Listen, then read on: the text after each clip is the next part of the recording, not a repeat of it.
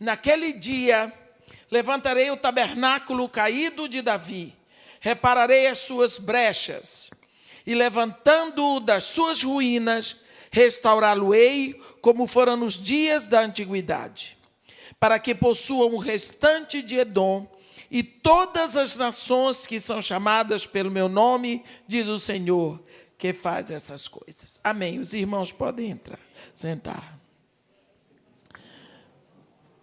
Hoje à noite nós vamos estar falando de um dos assuntos prediletos de Deus.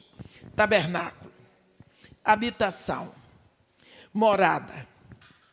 Talvez nós ainda não paramos para pensar o quanto Deus se preocupa com a habitação. De uma hora para outra, se nós lembrarmos um pouco, uma coisa muito simples. Quando Deus criou a noção de propriedade na terra, ele criou o ano jubileu, o ano sabático. E ele, quando o povo de Israel entrou na terra prometida, ele deu uma ordem, que a terra deveria ser dividida em porções, e aquela seria a propriedade herdada. Essa propriedade herdada jamais poderia ser vendida em perpetuidade. Então, se eu ganhei uma terra, eu posso alugar ou vender por arrendamento a terra por 49 anos. Mas no 50º ano, eu tenho que receber a terra de volta. É o ano jubileu. A terra volta para mim por um ano, para que eu assuma a terra, para que eu possua essa terra. Então, depois eu posso arrendá-la de novo. Por quê? Porque a terra não pode ser vendida por perpetuidade. Parece que Deus estava dizendo, não pode haver sem terra. Não pode haver. Isso é uma coisa que não está no plano de Deus. Essa história de haver alguém sem terra, sem casa, sem teto, com certeza não está no plano de Deus. É algo que Deus não quis jamais que acontecesse. Deus sempre pensou numa habitação. Mais tarde nós vamos ver que Deus vai falar mais claro em habitação. Quando nós lembramos do Éden, Deus cria um jardim para o homem habitar. Deus faz o jardim. Quando você olha os detalhes daquela casa que Deus fez para o homem, aquele jardim, você pode imaginar a coisa mais completa. A habitação de Adão com Eva parecia mais uma cidade ao modo de Deus. Porque Deus queria que eles tivessem uma habitação belíssima. E Deus se sentia bem de vir todos os dias na virada do dia para estar ali com eles. Quando eu medito naquela passagem, eu tenho a impressão que Deus chegava lá na virada do dia e sentava e dizia para Eva, Eva, cadê o cafezinho? Assim, por causa da intimidade que ele tinha com aquele casal, da alegria que ele tinha de estar com eles, porque os havia criado para seu regozijo. Deus, quando criou o homem à sua imagem e semelhança, para ele ter relacionamento contínuo, profundo, eterno com o homem. Por isso feriu tanto o coração de Deus quando houve a separação. Cada momento que nós lemos sobre isso é como se Deus sentisse saudade. E Deus depois vai trazer esta noção de habitação. Sempre você vai ver que a história de Deus com o homem, a partir do momento que o homem cai, é uma briga por causa de relacionamento. É uma história de relacionamento.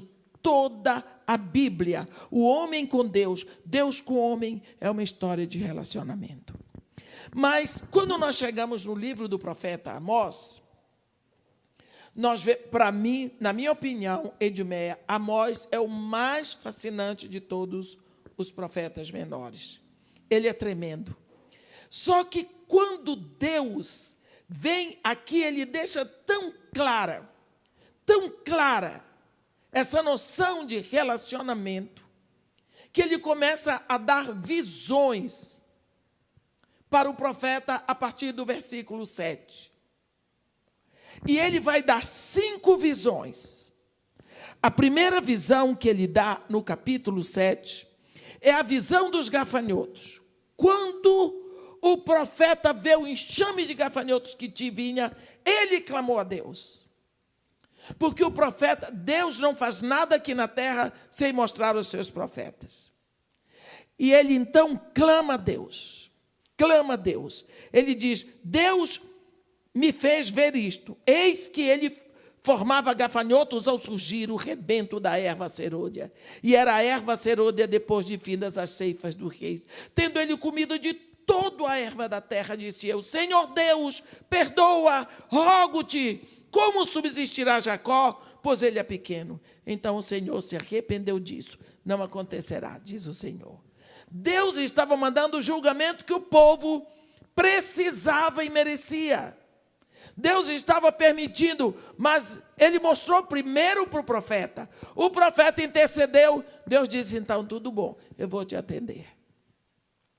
Israel continuou contra Deus. Aí Deus dá outra visão para o profeta. É a visão do fogo, é a segunda visão. E quando ele vê tudo se acabando pelo fogo, ele grita para Deus: Senhor, não permite isso. Como subsistirá Jacó? Jacó é pequeno. Deus, então, tudo bem, eu vou te atender. Mas acontece que Israel continua folgadamente buscando julgamento, porque quando tem pecado, Deus visita com julgamento, mas quando tem arrependimento, Deus visita com misericórdia. E o profeta, ele abraça a nação, e ele chega diante de Deus, intercedendo pela nação. Ele ali representa a nação. Então Deus dá para ele a visão do prumo. A visão do prumo. Deus está querendo agora já convencer o profeta a não pedir mais. Porque pelo prumo, Deus está dizendo para ele: você está vendo, Amós, que a parede vai cair porque ela está fora de prumo? Ela vai cair, não sou eu que vou derrubar. Porque o prumo mostra que a parede não está perpendicular. Então, Amós começa a agonizar. Aí Deus dá uma quarta visão para ele. A visão de uma cesta de frutos de verão. O profeta sofre mais, já no capítulo 8, porque significa que a colheita está preparada. Os frutos estão prontos para ser colhidos. O julgamento não pode mais passar. Tem um momento que o profeta interrompe tanto e pede tanto a Deus, e Deus vai atendendo o profeta. Vocês lembram do profeta Jeremias, que chega um momento que Deus diz para ele: não intercedas por este povo, não levante por ele clamor nem oração, porque eu não te ouvirei. Tu não vês o que eles andam fazendo nas ruas de Judá e nas ruas de Jerusalém, na cidade de Judá? Os filhos apanham a lenha. As mães, os pais trazem a farinha, as mulheres amassam bolo para oferecer à rainha do céu e oferecem libação a outros deuses para me provocar a ira. Você não está vendo? Não intercede mais. 2 vezes Deus dá essa resposta para o profeta Jeremias. Aqui ele diz para Amós: agora Deus está convencendo o profeta de que não ore mais. Aí ele tem essa visão dos frutos de verão. Ele vê pronto, o país está amadurecido para receber o julgamento. E ele ora e agoniza, mas quando chega no capítulo 9, vem a 5ª visão.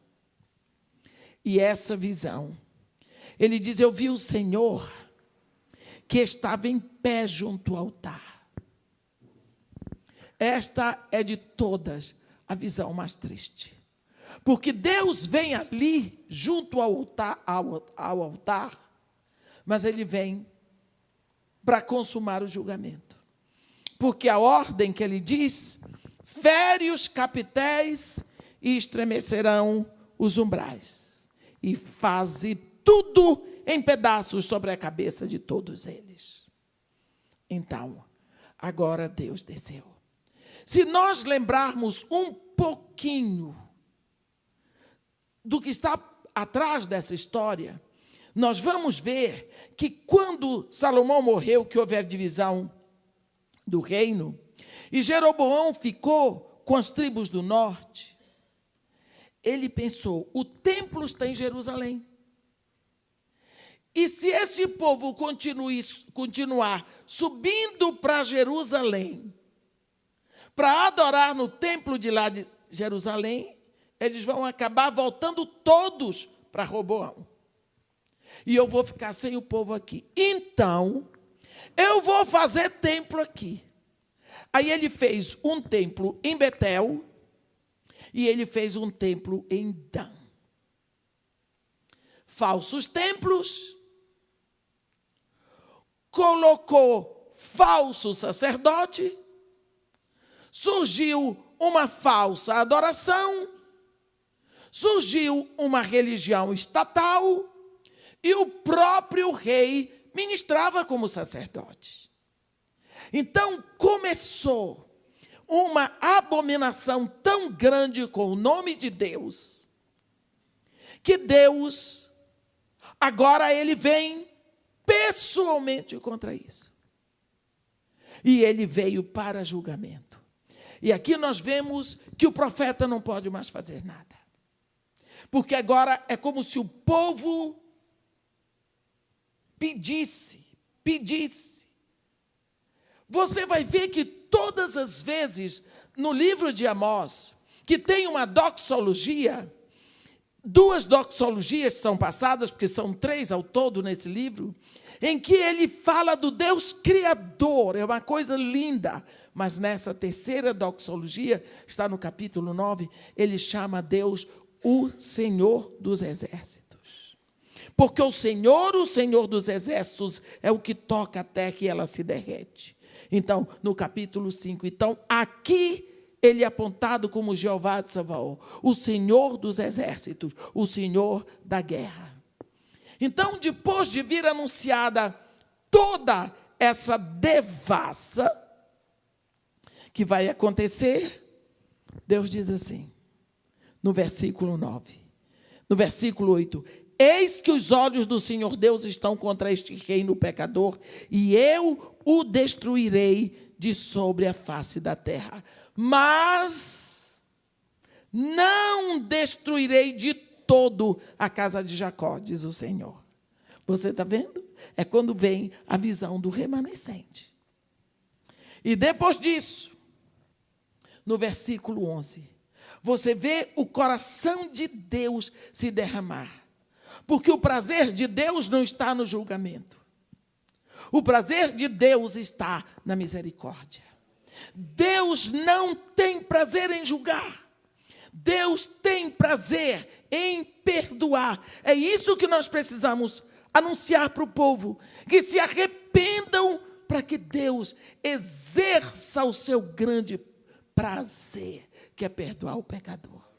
Uma das coisas mais lindas que eu acho no ministério de Jesus é que Jesus toma para si o julgamento, como quem diz, o meu Pai não gosta. Então agora, a segunda vinda de Jesus é como juiz. A primeira é como cordeiro, como salvador. Na segunda é como juiz. Porque Deus não vai mais julgar, o julgador é Jesus. Porque ele diz, todo o poder me foi dado nos céus e na terra, os céus e a terra são meus. Então quem vai julgar sou eu. O papai não tem mais que julgar, porque ele não gosta de ser Deus vingador. Nós pedimos, nós queremos, mas não é o prazer de Deus. Então Deus, imediatamente ele diz, naqueles dias, levantarei o tabernáculo caído de Davi, repararei as suas brechas, e levantando-o de suas ruínas, restaurá-lo-ei como fora nos dias da antiguidade.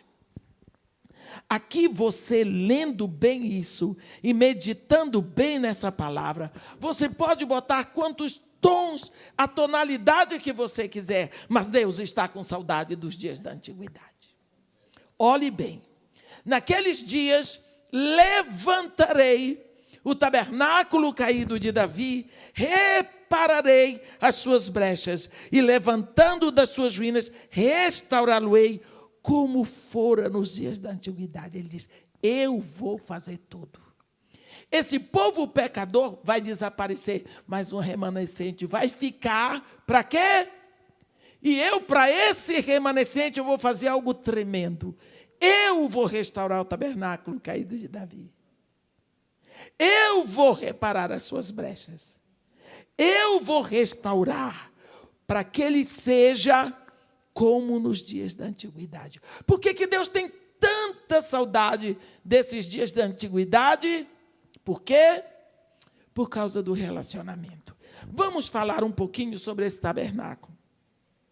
Desde sábado, eu estava em Fortaleza, eu estava com desejo de chegar aqui hoje para pregar sobre esse tabernáculo. Porque esse é o lugar em que a gente vê um Deus apaixonado por nós. Desculpem o termo apaixonado, não é um termo bom de usar. Mas a gente, na psicologia, paixão é uma coisa doentia. Mas a gente entende o que é paixão. Vocês lembram que a primeira vez que Deus falou de tabernáculo para Moisés, ele diz, no capítulo 25 de Êxodo, ele diz, Moisés, diz ao povo de Israel que me traga oferta. E esta é a oferta que dele eu receberei.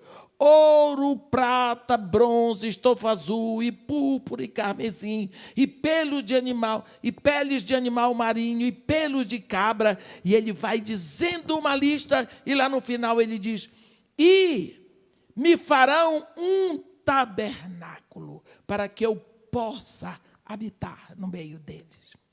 Me pergunte aqui, o que é que Deus não pode? Deus pode tudo, mas quando se trata de habitação, ele está dizendo, eu só habito em tabernáculo. Não é interessante isso? E quando ele vai dar todo aquele ingrediente para Moisés, vocês vão ver que todos aqueles ingredientes têm a ver conosco. Tudo, cada pedaço, cada cor das cortinas do tabernáculo, pele de animal marinho, pelos de cabra, tudo tem a ver com a nossa vida. Mas, agora ele diz, Moisés, eu vou te mostrar um modelo. Toma cuidado para fazer todas as coisas do modo como eu te mostrei. Então, Moisés vai fazer um tabernáculo, que é a cópia exata de um tabernáculo do céu. Ali, o que se passa? Chegou um ponto, eu vou dar só um exemplo. A madeira de acácia. Eu acho que eu já falei da madeira de acácia aqui. Não já? A madeira de acácia. É uma madeira toda espinhenta. Significa a nossa natureza. Todas as vezes que você encontrar madeira na Bíblia, ela representa a nossa natureza. Porque a madeira, uma vez que ela é cortada lá na floresta, nunca mais ela volta a ser madeira. Nunca mais ela volta a ser árvore. Ela morre para a sua natureza. E ela vai ser trabalhada para funcionar de outra forma. Deus deu a Bezalel e a Oliabe dons espirituais para que eles pudessem trabalhar a madeira de acácia, para fazer tábuas, para fazer varais, para fazer todas as coisas no santuário. Tudo isso tem a ver com a nossa natureza. Mas esse tabernáculo de Moisés foi um tabernáculo que se moveu no deserto. E ali tinha a arca, que representa a presença de Deus na terra. Tudo bem. O tabernáculo só podia ser carregado em ombros de sacerdotes. A arca da aliança tinha que ser carregada obrigatoriamente por 4 sacerdotes, porque ela tinha, sim, esse formato dessa estante. E os varais vinham da frente para trás, nas argolas, do lado direito e do lado esquerdo. Então, 2 sacerdotes atrás, com o varal no ombro, cada um, e 2 sacerdotes na frente, e ali, entre os 2 da frente, os 2 de trás e a arca, e eles carregavam aquilo. Você acha que um sacerdote podia parar e os outros andarem? Não. Quando um parava, todos tinham que parar. Se um se abaixava, todos tinham que se abaixar. Se um ia para a direita, todos tinham que ir. O que significa isso? Que a presença de Deus se estabelece quando os sacerdotes se movem em união. Por isso, Deus deixa isso muito claro. Vai haver um problema lá na frente com uma pessoa muito querida de Deus e nossa, por causa disso. Então, assim nós estamos vendo esse primeiro tabernáculo, que depois que eles entram na terra, esse tabernáculo fica em Silo. Esse é chamado o tabernáculo de Silo, é o tabernáculo de Moisés. Passa assim o primeiro tabernáculo, muito rico, com muito ouro, muita prata, muito bronze, tudo de primeiríssima, que foi feito no deserto. Nós vamos falar de um outro tabernáculo, que é o tabernáculo que é o Templo de Salomão. Nunca houve aqui no planeta uma construção mais cara, mais rica, mais especial do que o Templo de Salomão. Nós, às vezes, reclamamos que as pessoas gastam muito dinheiro para construir um templo. Eu acho que nós precisamos ter templos decentes. Eu acho que nós precisamos ter lugares bonitos para nos arrumarmos, para adorar a Deus.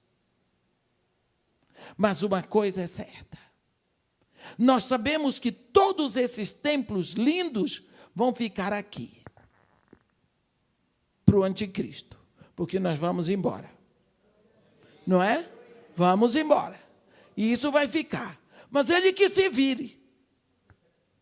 O problema não é mais nosso, vai ser para ele se acabar por aí mesmo. Uma coisa é certa, Deus nunca reclamou com Salomão por ter gasto tanto dinheiro, tanto ouro, tanta pedra preciosa no templo. Pelo contrário, Deus respondeu à oração de Salomão, vocês lembram?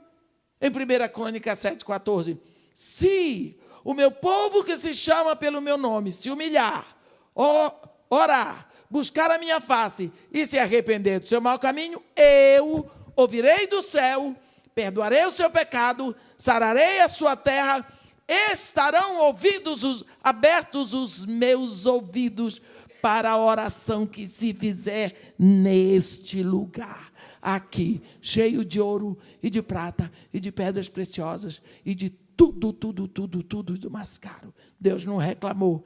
Tem tanto pobre Salomão, você vai ficar gastando dinheiro com isso. Deus não reclamou. Mas você vai lembrar do Salmo que diz assim, Senhor,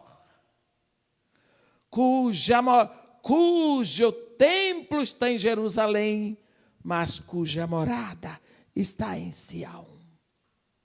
Existe um tabernáculo especificamente mencionado na Bíblia, plantado no coração de Deus, que é esse tabernáculo de Davi.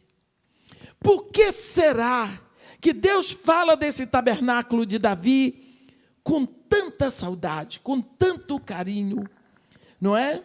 nós vemos, se você olhar ali no Salmo 9, no versículo 11 diz assim: cantai louvores ao Senhor que habita em Sião. Não diz que ele habita em Jerusalém, não diz que ele habita em Siló, em Belém, ele habita em Sião. Vamos ver um pouquinho por que Deus se agrada tanto desse tabernáculo.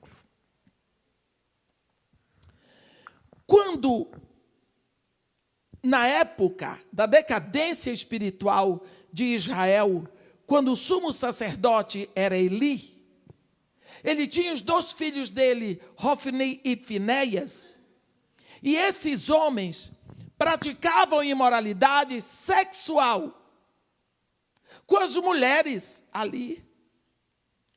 O pai deles foi complacente. Ele não foi conivente, porque ele não ajudava os filhos, mas ele foi complacente, ele foi empurrando com a barriga, ele foi deixando a coisa andar. Isso é pecado. E Deus disse para Samuel: fala para Eli que eu vou castigar severamente a casa dele, porque ele sabe que os filhos dele estão fazendo isso e ele está permitindo. Eli falava para os filhos: filhos meus, não é bom isso que vocês fazem. Pecando o homem contra outro homem, a gente se vira, por assim dizer, mas pecando contra Deus, que se fará? Todo mundo sabe do que vocês andam fazendo, isso está errado, parem com isso. Mas nunca impediu os filhos de oficiarem, sabendo que os filhos estavam em pecado. Então ele foi complacente, ele foi mole, ele não teve autoridade. Eu vejo tanto isso hoje. Os pais complacentes com os filhos, deixam que o filho vá para o inferno, e ficam quase chorando e pedindo por favor para o filho obedecer. Não pensam que quando o filho está desobedecendo, o filho está entrando no caminho da maldição, porque caminho de desobediência é caminho de maldição. Quando nós é obrigado a obedecer, porque o caminho da obediência é o caminho da bênção. Mas que discurso chato, obsoleto, não é? Hoje não se obriga a filho a obedecer, pior para o filho. Essa palavra, meus irmãos, não é obsoleta, é absoluta. Tem que obedecer. Elias foi complacente. Resultado: houve a guerra com os filisteus. Quando eles estavam perdendo tanto, mandaram que os sacerdotes trouxessem a arca para a guerra, para que Deus os livrasse. Hofni e Finéias carregaram a arca da presença de Deus para a guerra e lá morreram, e a arca da aliança foi tomada pelos filisteus. E quando a notícia chegou para Eli, sentado na cadeira, caiu, quebrou o pescoço, teve morte por sufocamento, que na Bíblia é morte de maldição. A esposa de um deles, que estava grávida, pariu na hora, nasceu Icabode, foi-se a glória de Israel. Está vendo? Resultado de quê? Pecado de sacerdote no trabalho na igreja, no templo, e conivência, complacência do líder, do sumo sacerdote. O fato é que Deus se virou e ele fez com que a arca dele voltasse, só que a arca foi ficar 20 anos na casa lá de um homem. Saul nunca se preocupou de buscar a arca de Deus para devolvê-la ao tabernáculo de Silo. Bem, Davi agora é coroado rei de Israel. Com a cabeça que Davi tinha, que era uma cabeça especial, para não dizer um coração especial, Davi começou a pensar: mas por que a arca pode ficar na casa dele, de Abinadab, e não pode ficar na minha?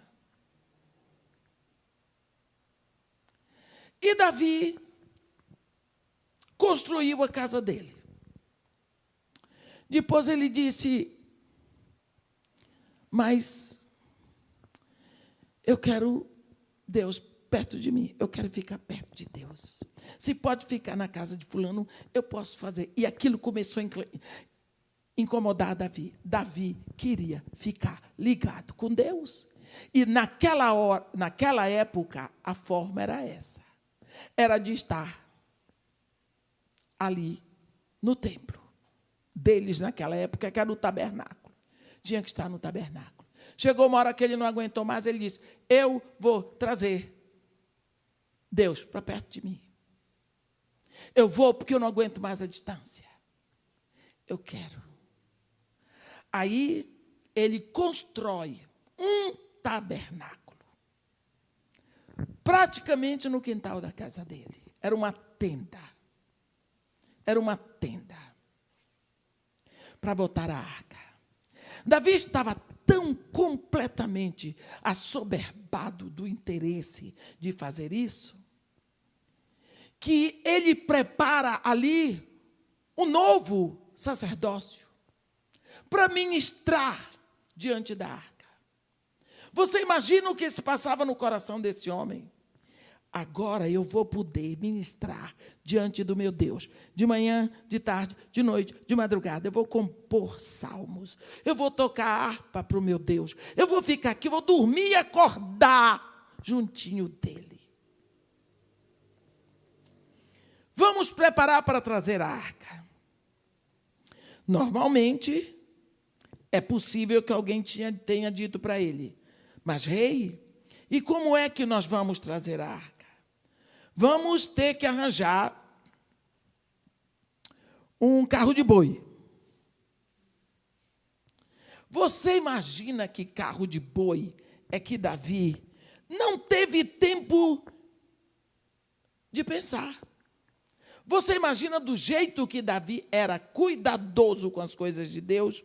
Você pode imaginar como foi esse carro de boi? Isso deve ter sido o cedro mais perfumado do Líbano, com as juntas dobradiças de ouro, esse negócio todo que Davi mandou fazer. E os bois? Você imagina os bois para puxarem esse carro. Eu creio que a coisa foi lá, assim, uns bois que dormiam no colchão de mola. Um negócio assim, bem preparado, né? Bem preparado. Quando chega na hora, marca o dia, sacrifícios e festa e muita trombeta, e Davi não cabia em si de contente, porque ele ia trazer Deus para ele. Era o casamento de Davi. Com Deus, a festa era grande. E quem é que vai dirigir o carro do boi? Quem? Vamos dar uma honra para aqueles 12 meninos, cresceram ali diante da arca, Aiô e Uzá. Vamos dar uma... Então, tá bom, bota os 12 meninos lá, conduzindo o carro de boi que vai trazer a arca. Tudo certo no dia de trazer. E lá vão os 12 meninos. E quando chegou lá, a Bíblia diz que o boi tropeçou. O boi tropeçou. Que coisa, né? Nem pangaré está tropeçando. Um boi daquele tropeçar. O menino Uzá ficou com medo que a arca caísse. Segurou. Foi morto na hora. Morreu na hora. Ninguém pode ajudar a Deus. É Deus que nos ajuda. É Deus que nos ajuda. Mas por que será que Deus irou-se tanto? Por causa do desprezo pelo seu ensino. Deus tinha ensinado que a arca só podia ser carregada sobre ombros de sacerdote. Ninguém se preocupou de ir na palavra de Deus para aprender. Carregaram a arca como os filisteus, em carro de boi. Quantas vezes a Bíblia diz, meu povo perece porque lhe falta conhecimento. A Bíblia diz, lâmpada para os meus pés e luz para o meu caminho, a tua palavra. Então, se nós não vamos buscar na palavra de Deus o ensinamento, nós estamos andando no escuro. Foi isso que eles fizeram. Porque não foram buscar o ensino na palavra de Deus, morreu Uzá. Aí eles pararam tudo. A arca ficou na casa de Obed-edom. E eles foram saber o que tinha acontecido. A Bíblia diz, levaram-no com a arca de Deus da casa de Abinadab, que estava no outeiro. E Aiô ia adiante da arca. Davi e toda a casa de Israel alegravam-se perante o Senhor com toda sorte de instrumentos de pau, de faia, com harpas, com saltérios, com taburis, com pandeiros e com símbolos. Quando chegaram à eira de Nacon, estendeu Uzá a mão à arca de Deus e a segurou, porque os bois tropeçaram. Então a ira do Senhor se acendeu contra Uzá, e Deus o feriu ali por esta irreverência. E morreu ali junto à arca de Deus. Está vendo? O que é não se fazer a coisa do jeito de Deus. A Bíblia diz, com Deus não se brinca, de Deus não se zomba. Esse Deusinho light, mais ou menos, esse Deus legal, esse cara lá de cima que a gente diz, não existe. A Bíblia diz, em Hebreus 12, versículo 29, porque o nosso Deus é fogo consumidor. É Pai? É. Amoroso? Sim. Mas é fogo consumidor. Agora eles vão lá para a Bíblia, e, que era a Torá naquela época, e vão ver o que é que estava errado. E descobriram que a arca tinha que ser carregada sobre ombros de sacerdotes. Chamaram 4 sacerdotes, levaram a arca para dentro do tabernáculo de Davi, que é o tabernáculo de Sião, que Sião é a cidade de Davi. Agora, você pode, a Bíblia diz que nesse dia Davi dançava com todas as suas forças diante da arca do Senhor, e ele estava cingido de uma estola sacerdotal de linho puro. Você pode pensar o poeirão, o suor, os pulos do rei, os gritos de alegria, a festa. Por quê? Porque ele estava trazendo Deus para ele. Deus ia estar ali. Ele ia poder adorar a Deus o tempo todo. Naquela época, Deus estava presente ali porque a arca estava. Você viu a alegria desse homem? De poder adorar o tempo todo. Você pensa que esse era o sonho de Davi? Agora ele estava com o sonho dele realizado. Foi a maior conquista de Davi. Mas aquilo dali, para ele, era um tabernáculo provisório. Porque ele queria, na realidade, fazer a maior construção do mundo para colocar a arca de Deus. Esse é o tabernáculo de Sião. Quando nós vemos Deus aqui, amor, dizer, naquele dia restaurarei o tabernáculo caído de Sião. E ele diz, muito, muito, muito claro, repararei as suas brechas, e levantando-o das suas ruínas, restaurá-lo-ei como fora nos dias da antiguidade. Você pensa agora, essa tenda que era o tabernáculo de Sião, essa simplicidade, essa adoração primitiva, mas íntima. Você pensa que agora surge uma nova intrepidez na adoração? porque os sacerdotes ministravam diante da arca. Mas não é só isso. Por isso surgiu um novo cântico. Ali os salmos brotavam do coração. O canto vinha do coração. A ministração era direta diante de Deus. Era o tabernáculo de Deus na terra. Era um momento em que os sacerdotes, eles adoravam em turnos diante da arca.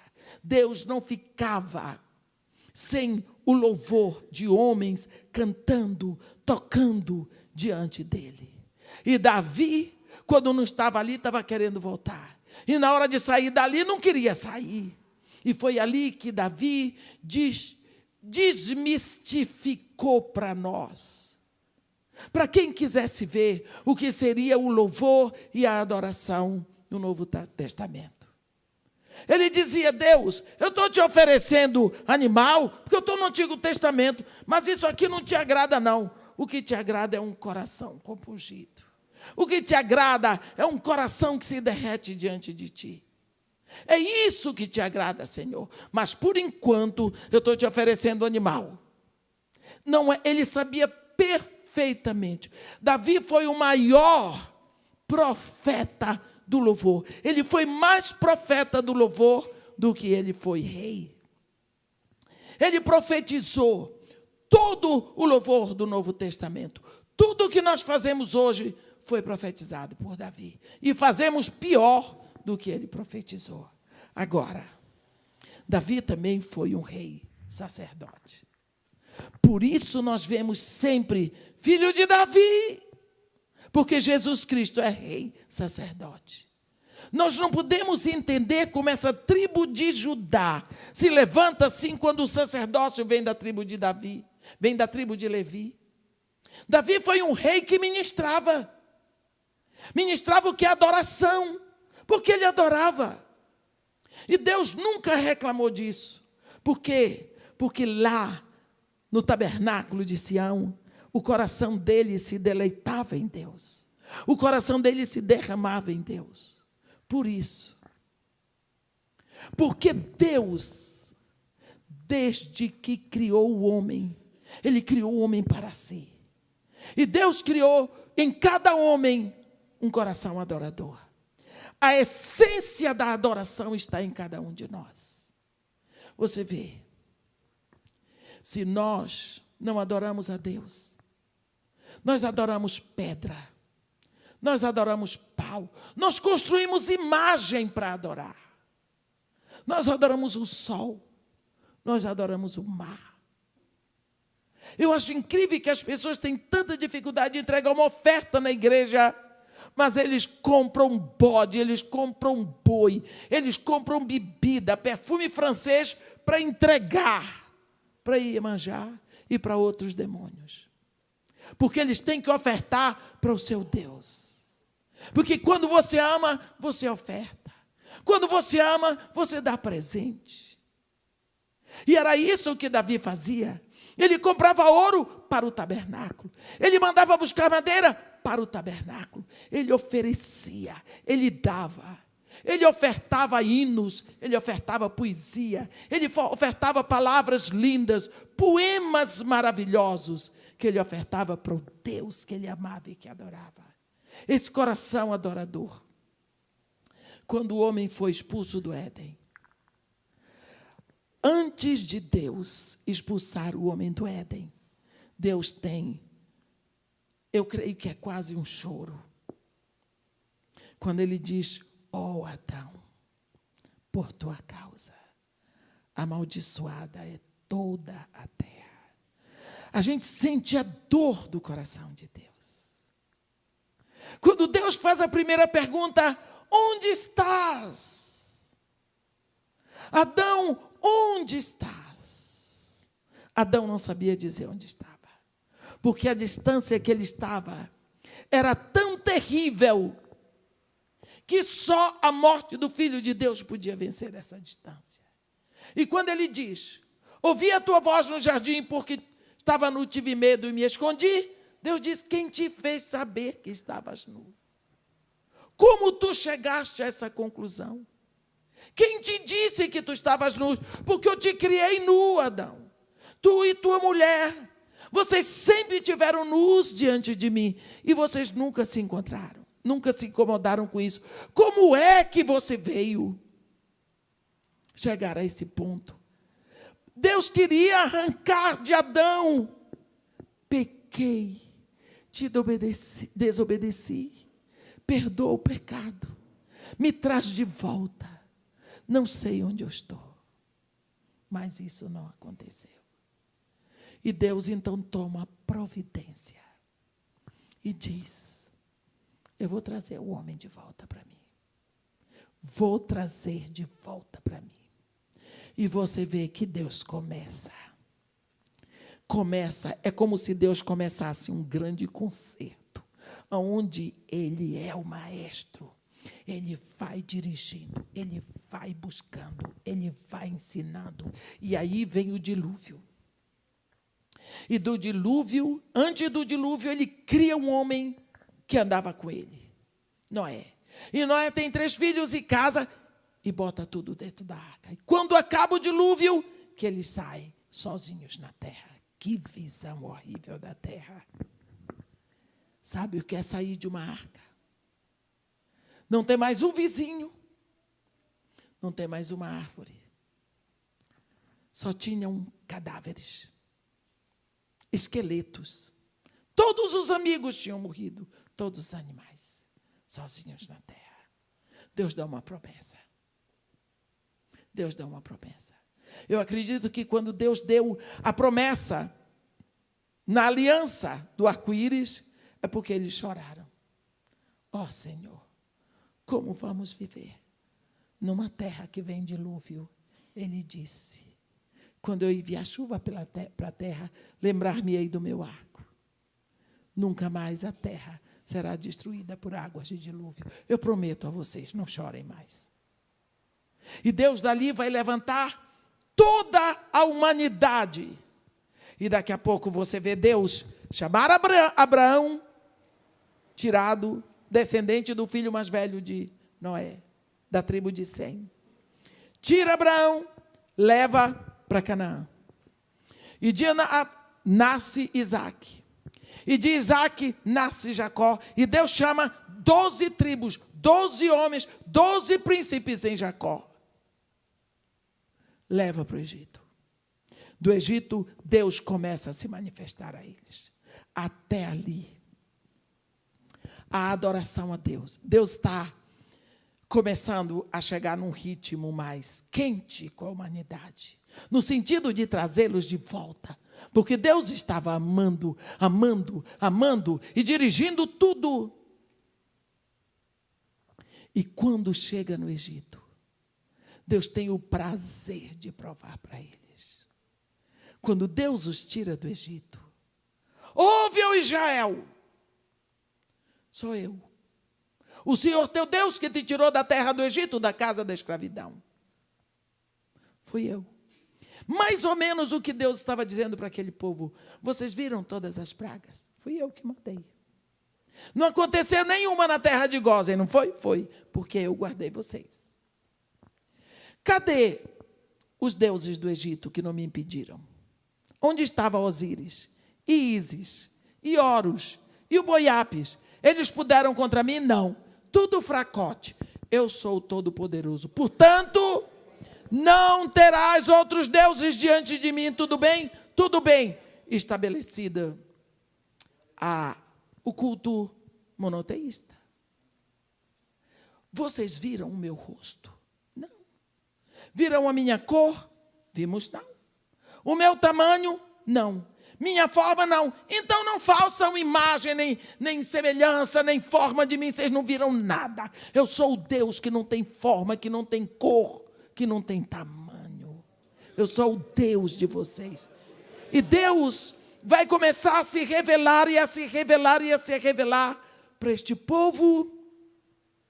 E aí vem a lei.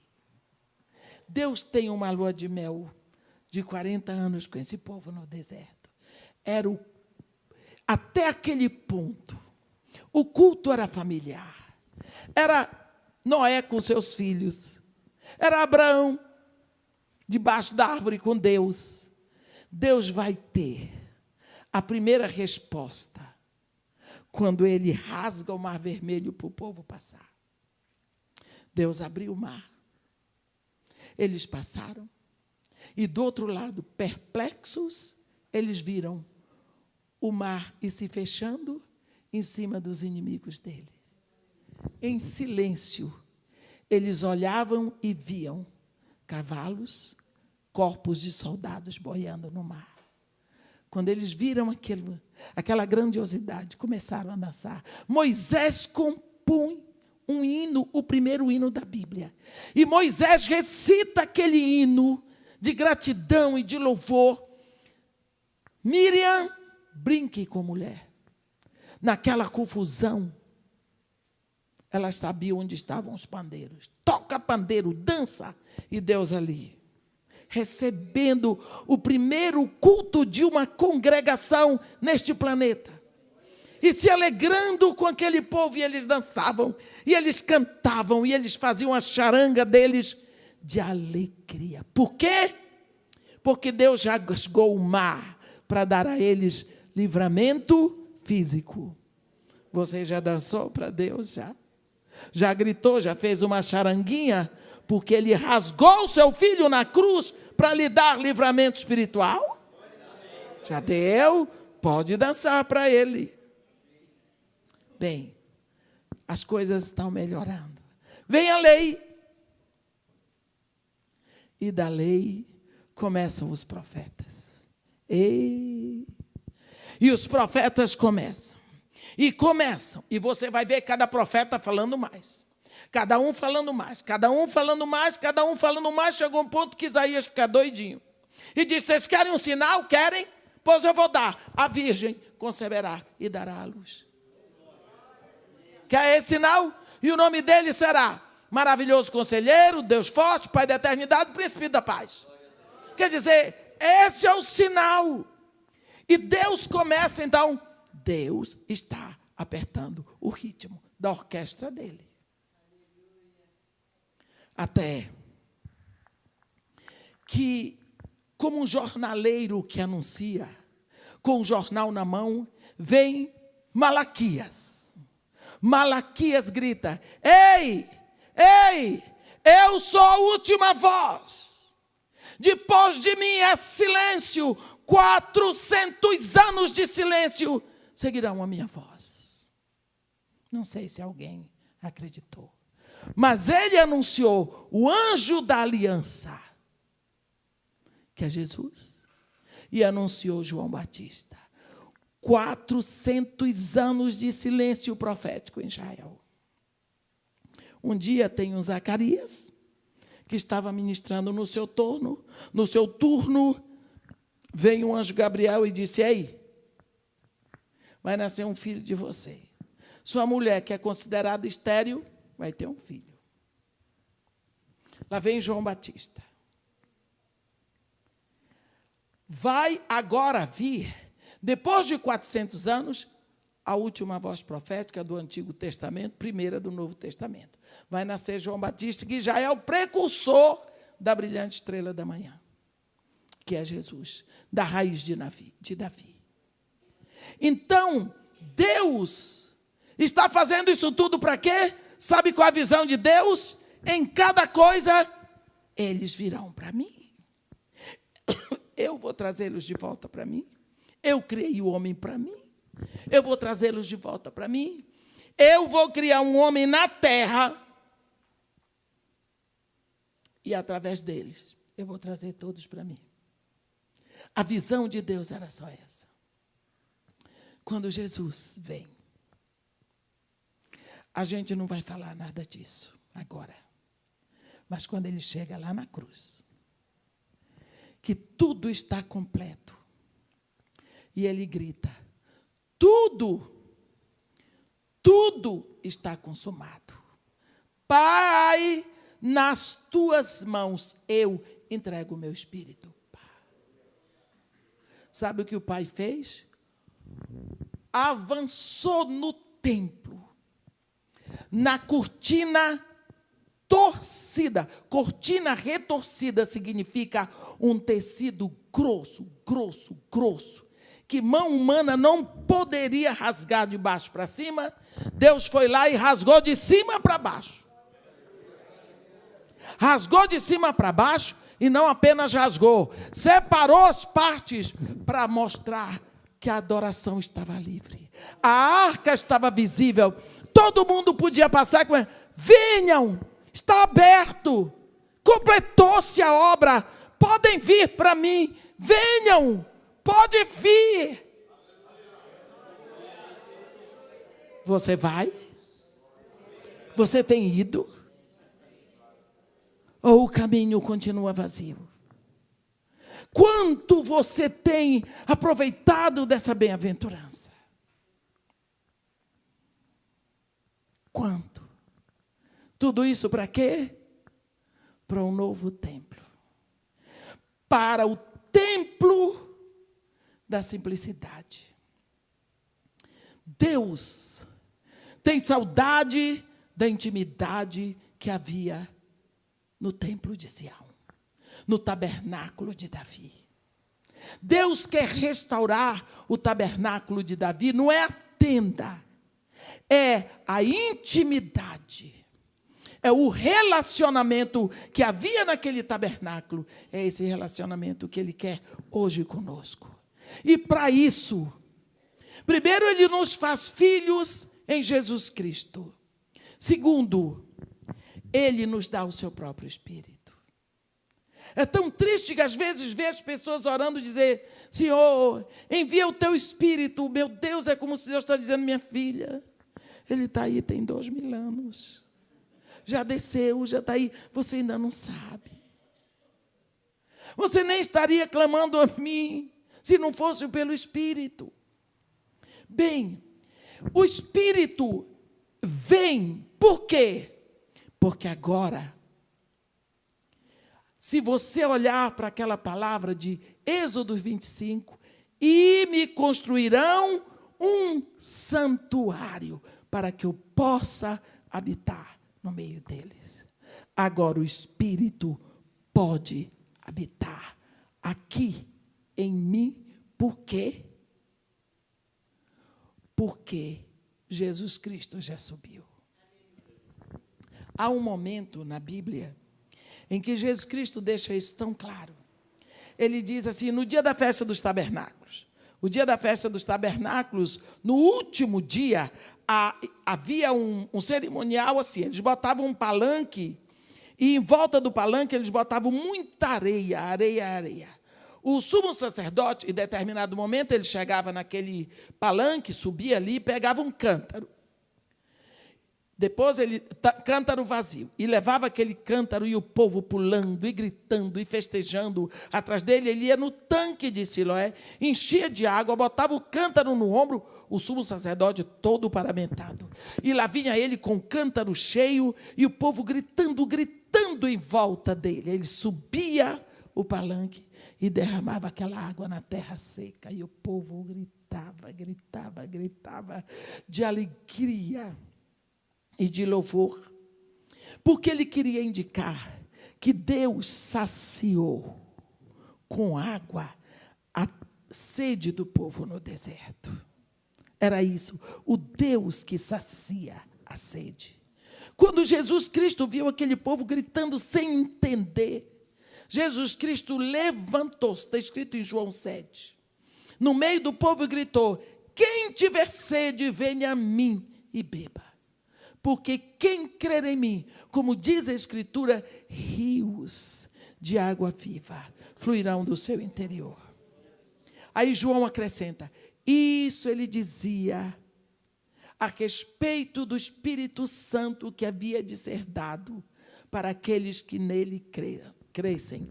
Pois o Espírito não tinha sido ainda dado, porque Jesus não tinha sido glorificado. Então, do momento em que Jesus sobe e é glorificado nos céus, o Espírito Santo desce, no dia de Pentecostes. Única coisa que precisava acontecer para que o Espírito Santo fosse dado, é que Jesus fosse glorificado. Então, quando o Espírito Santo desceu, é como se Jesus estivesse dizendo, aí, ó, já fui glorificado. O Espírito Santo já desceu. Mas quando nós pensamos, a Bíblia toda deixa muito claro, que, na realidade, todos os tabernáculos falam da intimidade. Por quê? Porque Deus quer a intimidade com cada um de nós. Deus nos criou como únicos, por isso Jesus Cristo é Filho único. Porque cada um de nós tem que ser como Jesus. Ele quer essa intimidade. Ele quer a restauração desse relacionamento. E essa intimidade é com cada um de nós. É incrível ver que Davi, naquela época, tinha tanto desejo por Deus. E nós hoje, parece que ficamos mortalmente anestesiados. Quando chega no livro do profeta Ageu, você vê Ageu dizer, no capítulo 2, olha lá, Ageu, não, desculpa, no capítulo 1, versículo 4. Acaso é tempo de habitardes vós em casas apaineladas, enquanto esta casa permanece em ruínas? Ora, pois, assim diz o Senhor dos Exércitos. Considerai o vosso passado. Tendes semeado muito e recolhido pouco. Comeis, mas não chega para fartar-vos. Bebeis, mas não dá para saciar-vos. Vestivos, mas ninguém se aquece. E o que recebe o salário, recebe-o para pô-lo num saquetel furado. Assim diz o Senhor dos Exércitos, considerai o vosso passado. Agora aqui, subi ao monte, trazei madeira e edificai a casa. Dela me agradarei e serei glorificado, diz o Senhor. Aqui ele diz, subi ao monte, trazei madeira. Subi o monte, trazei madeira, edificai a casa, porque dela eu me agradarei e nela eu serei glorificado. Nós dissemos que a madeira é a nossa natureza. De todo o material que foi dado em Êxodo 25 para Moisés, a madeira representa a nossa natureza. Vou dizer rapidamente, pode ser que alguém não estivesse aqui. O tempo vai tão rápido. Olha, quando eles estavam atravessando a península do Sinai, foi que Deus disse para Moisés, a madeira que vai ser usada na construção do tabernáculo é a madeira de acácia. Eu acredito que Moisés tomou um susto. Porque vocês conhecem o que é um cipó? Você pensa um cipó grosso, todo retorcido, cheio de espinho. Essa é a madeira de acácia. Ela cresce, mas ela dobra assim, vai se infiltrando pela areia do deserto. Perigosíssimo. Às vezes a gente pensa acácia, árvore bonita. Não, é a pior que tem, cheia de espinho. Como é que ele ia tirar tábuas dali, varais e tudo mais? Então, por isso, Deus deu o dom especial, espiritual, para Bezalel e Aholiabe, para trabalharem nessa madeira. Primeira coisa que ele tinha que fazer, cortar a acácia. Ela ia morrer da sua natureza de árvore e já ia ser separada para brilhar no santuário, não é? Depois, ele tinha que tirar os espinhos. Depois, ele tinha que fazer as tábuas. Depois, ele tinha que tirar os nós.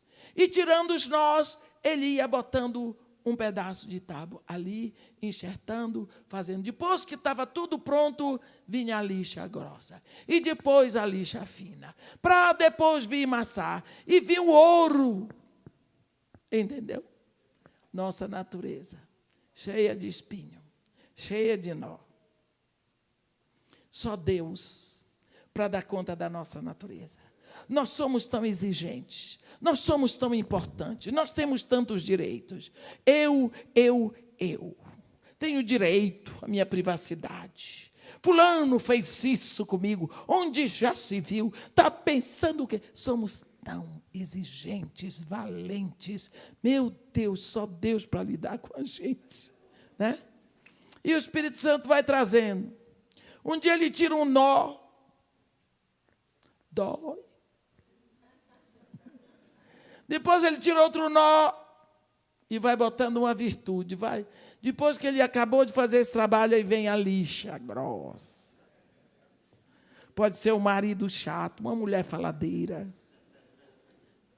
hein? Uma sogra que interfere no relacionamento, um filho que dá trabalho, um pastor exigente, uma ovelha que não quer nada com a palavra de Deus, um vizinho que grita de noite, e assim, um patrão, uma missionária.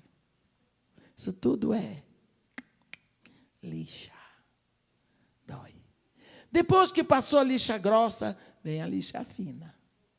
Dizem os marceneiros que a lixa fina é pior, sabe? Ela corta fininho, ela é delicada. Já está ferido pela lixa grossa. Aí vem a lixa fina, misericórdia. Vem.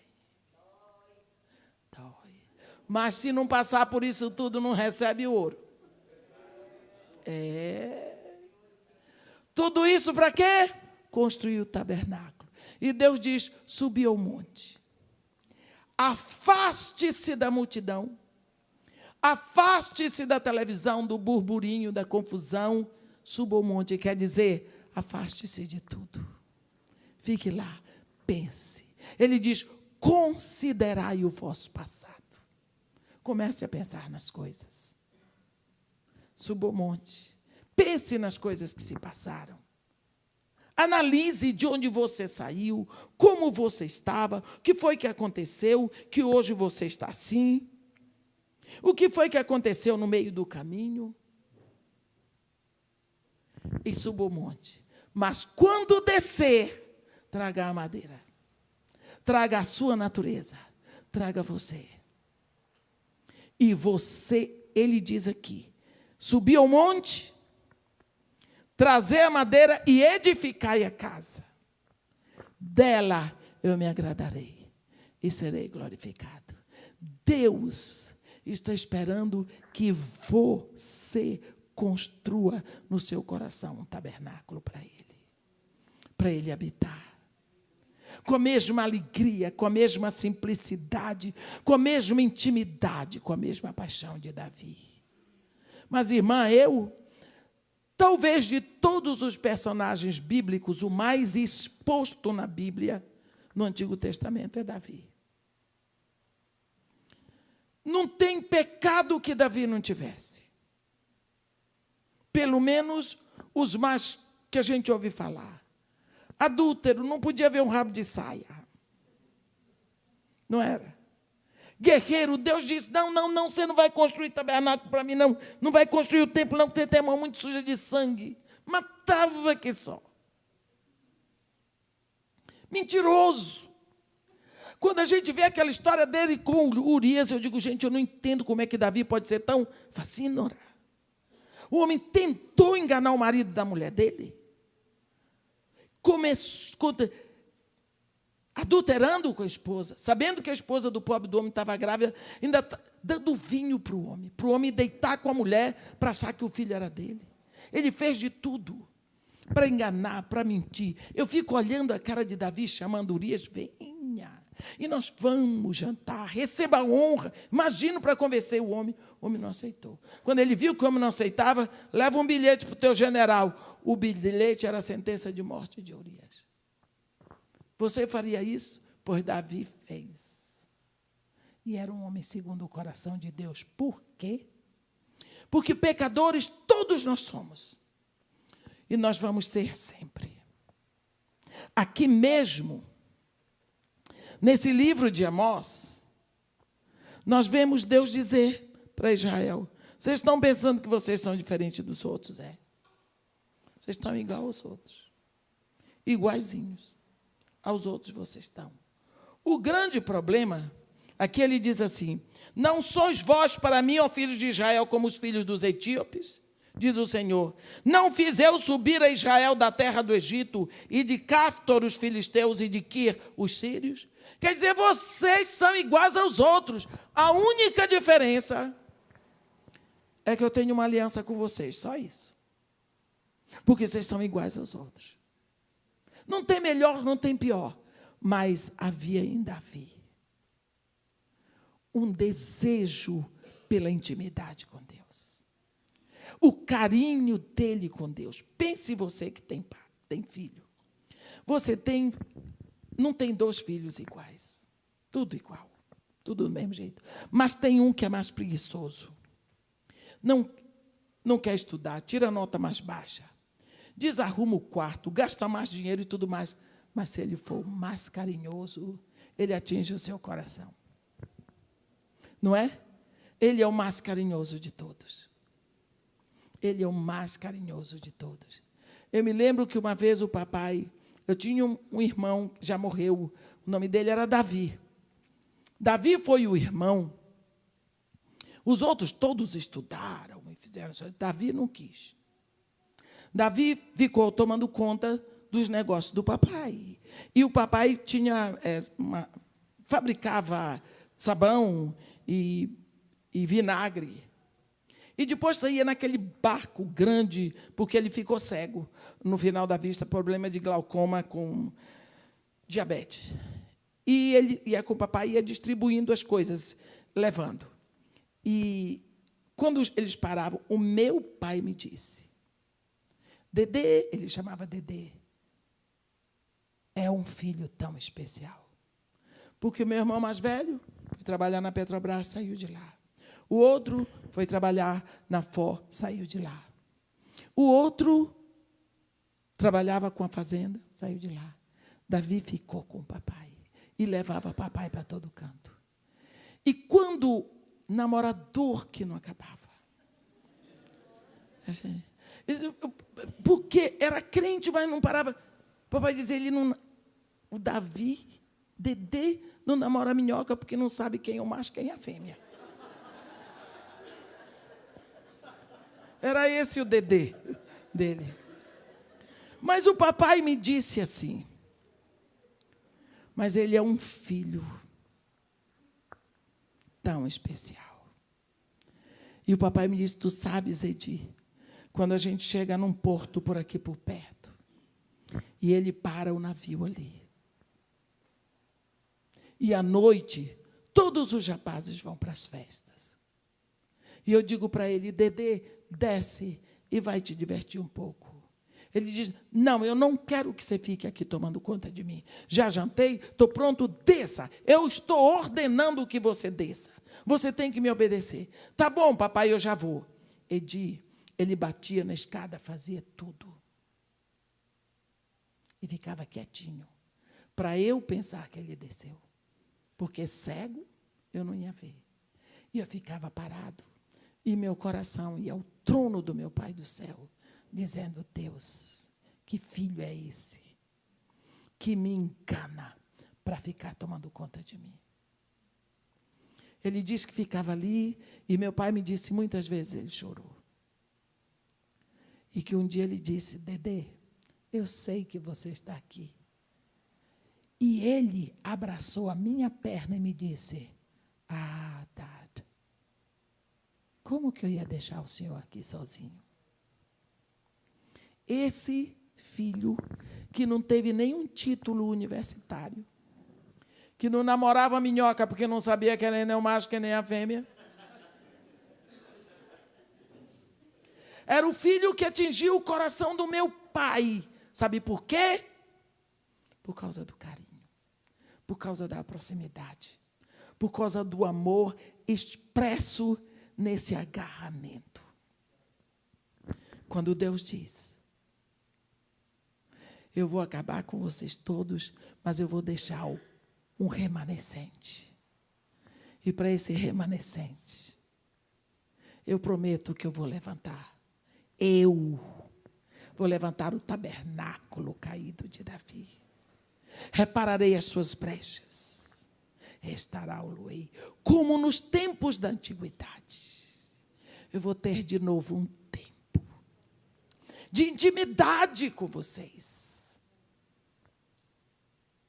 Eu vou ter um tempo em que eu vou receber o amor de vocês, em que eu vou poder me entregar a vocês, em que vocês vão fazer poemas para mim, em que vocês vão inventar instrumentos para tocar para mim, em que vocês vão ministrar na minha presença, na simplicidade do coração de vocês.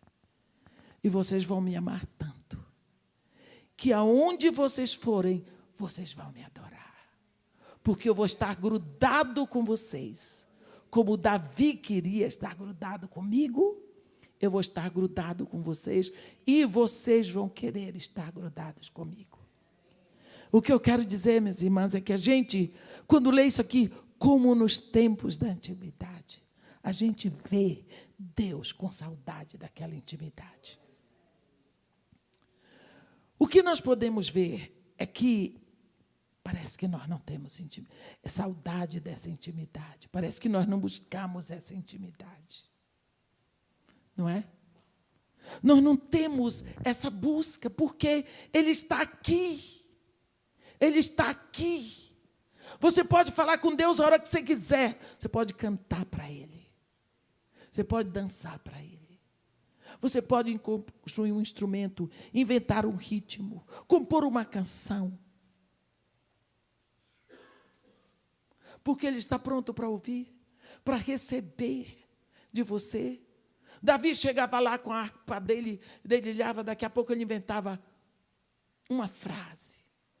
E repetia, e repetia. Vinha mais uma frase, e ele repetia. E quantas horas esse homem ficava ali, naquela intimidade das madrugadas, das noites, das tardes. Por quê? Ele fez e aconteceu. E ele construiu um tabernáculo para ele adorar. Jesus Cristo fez e aconteceu. E construiu em nós um tabernáculo, onde nós podemos adorar. O que nós temos feito desse tabernáculo? Será que Deus continua com saudade de nós? Será que Deus continua dizendo, venha, que o caminho está aberto? Um caminho de sangue, um caminho de dor, um caminho de entrega, um caminho dos céus e a terra. E parece que nós ficamos inertes. Deus levantou o tabernáculo em nós. Mas não é o tabernáculo de Davi, é o tabernáculo da descendência de Davi. O tabernáculo que vem através de Jesus Cristo. Esse é o tabernáculo do amor, o tabernáculo que geme e chora pela presença de Deus, o tabernáculo que geme, que chora, que deseja, que busca essa intimidade com Deus cada dia mais um pouco, todos os dias, até que nós possamos vê-lo face a face, como diz Maranata, ora vem, Senhor Jesus. Então poderemos vê-lo face a face. Amém? Esse tabernáculo, meu irmão, já está levantado em mim e em você. Que seja restaurado. Que seja levantado em você.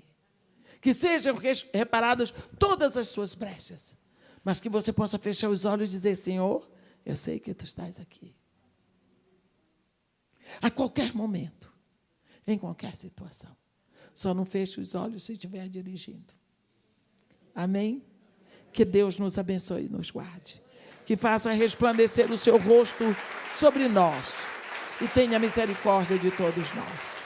Louvado seja o Senhor. Amém.